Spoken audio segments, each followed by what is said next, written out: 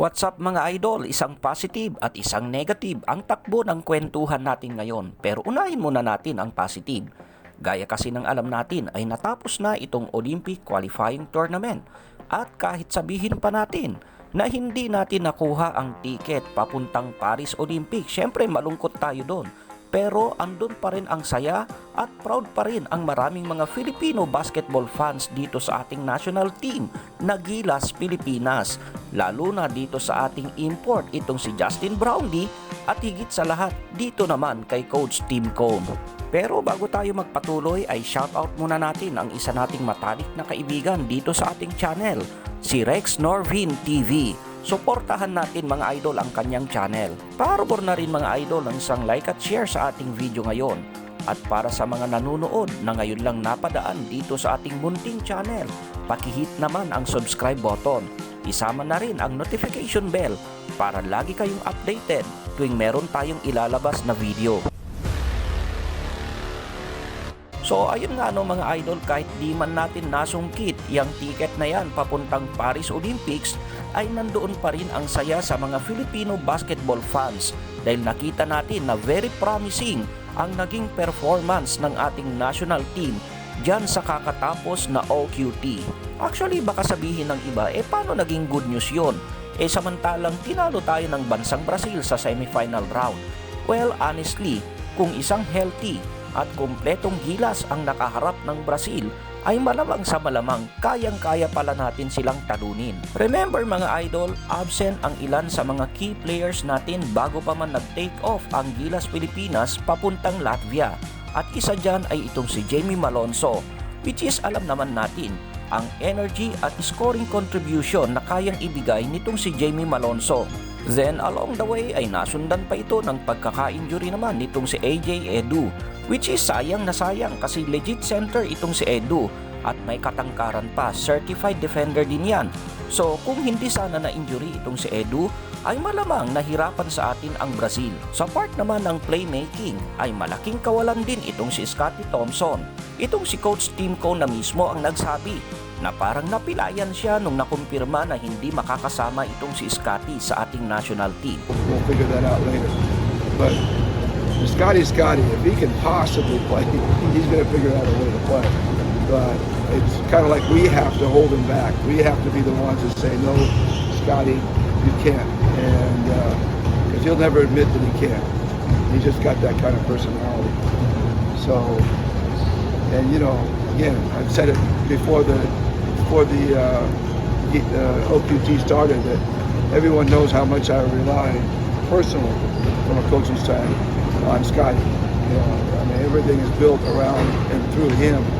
So it was a big loss for us in kasi nang alam ng lahat, itong si Scottie ang itinuturing na brain extension nitong si Coach Tim Cone sa loob ng basketball court. So inisa-isa natin ang lahat ng mga factors na ito to dignify the thoughts na overall ay napakaganda pa rin ang performance ng ating national team at napaka-promising ang future ng Gilas Pilipinas under Coach Tim Cone.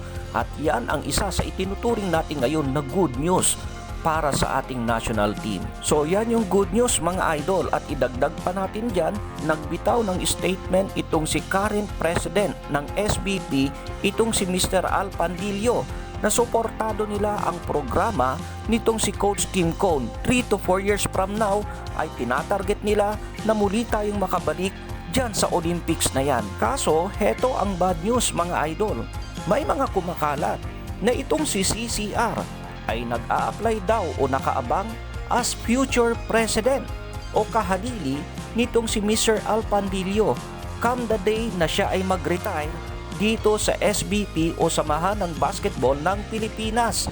Napapabalita kasi na itong si Mr. Al Pandillo ay nagplaplano ng kanyang retirement para dito sa SBP. At ang bad news dyan ay nakaamba o nakaabang itong si Mr. Chot Reyes. Ibig sabihin nagplaplano ito na siya ang sasalo sa maiiwanang posisyon ni Mr. Al Pandillo. At yan ang bad news para sa maraming mga Gilas fans. Pero bago tayo magpatuloy, disclaimer muna tayo.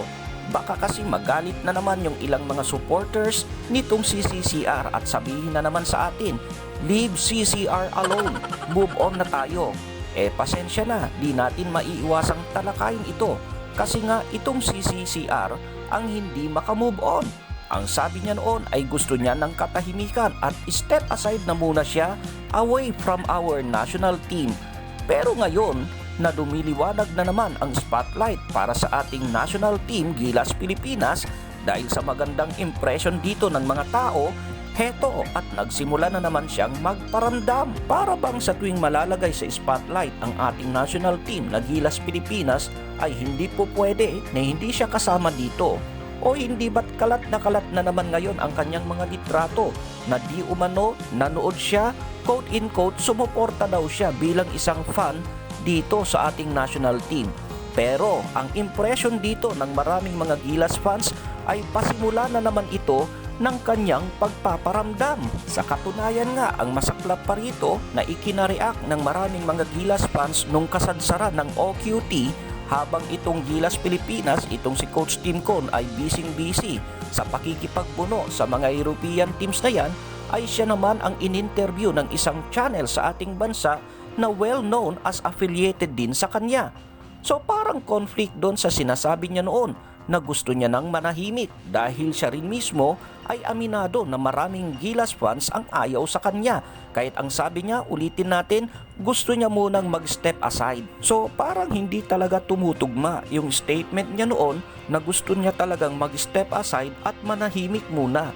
Dahil ang totoo niyan, bago niya ina-applyan yung pagiging president, o sabihin natin hindi pa ina-applyan pero inaabangan niya ang retirement nitong si Mr. Al Panlilio, ang una na niyang sinusungkit na makuhang posisyon ay ang pagiging assistant coach nitong si Coach Tim Cone sa binakanting slot naman ng kanyang mismong anak, itong si Josh Reyes. Kaya't napabuntong hininga na lang ang maraming mga Gilas fans. Diyos ko day, buti na lang at hindi natuloy yon. Kasi kung susundan natin yung pagkakasunod-sunod, agad-agad ay sinalpakan nitong si Coach Tim Cone yung nabakanting posisyon na yon sa loob ng national team. At ang nakita natin na umuko pa ng posisyon na yon ay ito namang si Sean Chambers na dating import naman ng Alaska sa PBA. So ang nangyari, napurnada ang plan A nitong si CCR. Pero hindi pa tapos ang kwento. Ngayon naman ay go to plan B. So mukhang makahinebra din ito, never say die. Ang plan B niya ngayon, based sa mga patama nitong si Idol Snow Badwa, ulitin natin para dito sa mga fans o follower, kasi kahit papano may follower din pala itong si CCR sa social media na minsan nagsasabing move on na, bakit pa natin siya pinag-uusapan? Take note, hindi sa atin galing ito ay pasabog nitong si Snow Badwa. Ang sabi nitong si Snow Badwa, inaabangan na as plan B nitong si CCR ang pagre-retiro nitong si Mr. Al Panlilio as the president of SBP.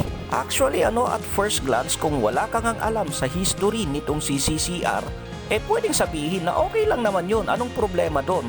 Kaso kung magbabag tracing tayo sa kanyang history, hindi ba't ganyan na ganyan din ang nangyari sa panahon nito namang si Coach Tab Baldwin?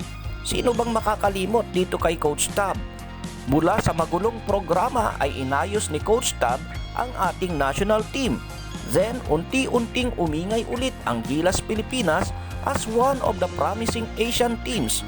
Nakita ng lahat kung paano nakipagsabayan sa iba't ibang mga malalakas na mga teams internationally ang young players nitong si Coach Tab Baldwin, at napalingon din dito ang ilang mga European teams. Kaso to cut the story short, what happened? Kinuha niya kay Coach Tab ang pagiging program director. Then later on ay nabulaga na lang ang lahat na siya na ulit ang coach ng Gilas Pilipinas. Tayo na itbulaga, siya naman, it's showtime. And the same thing ang nangyari naman dito kay Coach Ninad. So naaalala pa natin itong si Coach Ninad na malapit ding kaibigan at prodigy nitong si Coach Tab. If you still remember, aayusin na sana ni Coach Ninad ang naging problema sa loob ng Gilas Pilipinas noon at ipagpapatuloy niya, uulitin niya ang programa nitong si Coach Tab. Kaso, heto ka, Eat Bulaga ulit. At siya na naman ang naging coach ng ating Gilas Pilipinas. So heto yung sinasabi ng marami na dapat talaga maging mapagmatyag o maging vigilant ang maraming mga Gilas fans para proteksyonan, bantayan ang future ng ating national team.